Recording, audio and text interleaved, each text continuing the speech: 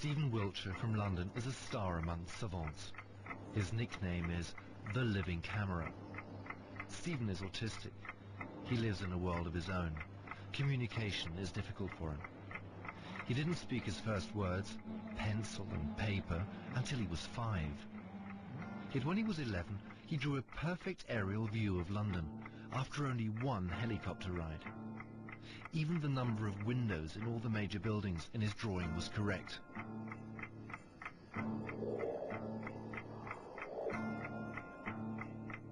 For this film, we're testing the living camera in Rome. Stephen has never seen the Eternal City from above before. After only a 45-minute helicopter flight, we'll ask him to draw a 5.5-yard panoramic picture of the historic city centre. Without having a second glance at it, Stephen has 3 days. In these 3 days, Stephen will have to keep thousands of details in his head.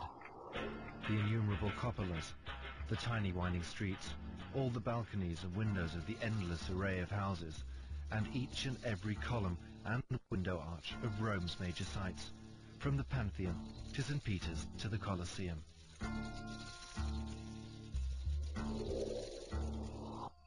Five and a half yards of paper can look scarily empty. The amazing thing, Stephen starts the drawing as we would, with the Church of St. Peter's. But he doesn't do any sketches, nor roughing out of the space for the drawing. It's as if the panorama already existed within his head, with all the proportions, all the roads, all the details. At the end of the second day, Stephen is a good halfway through his creation.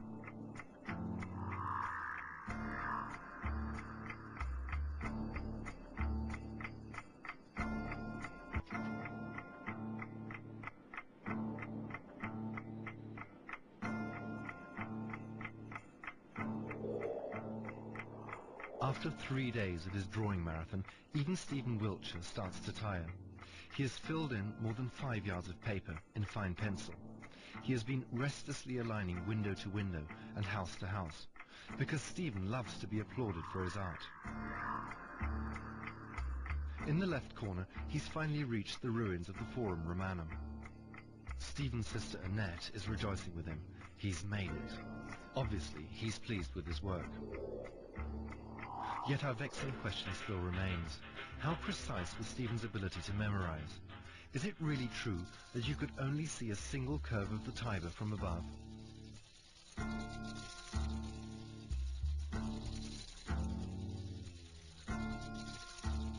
We started to compare the accuracy of the drawing with the real thing. Is Stephen's version of St. Peter's cupola too dominant? Yet here again, like with the curve of the Tiber, Stephen is frighteningly right.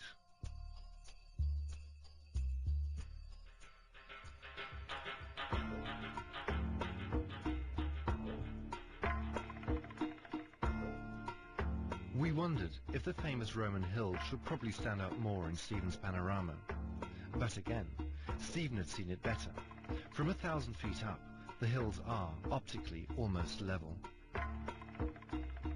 Checking the Pantheon, we did discover some minor inaccuracies on the roof. But the number of columns of the portal is, again, absolutely correct.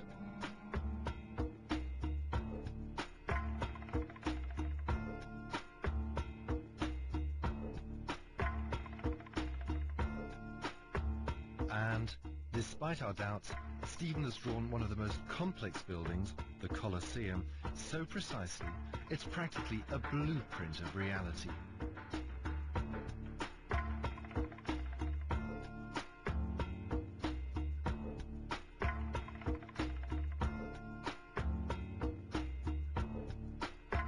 Stephen was also accurate in the instances we checked of nameless buildings and side streets.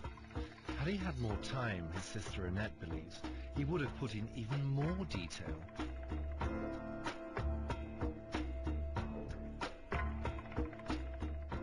Some of the areas, all of that part, lots of detailed, remembered things of some of the cities and the neighborhoods and the villages.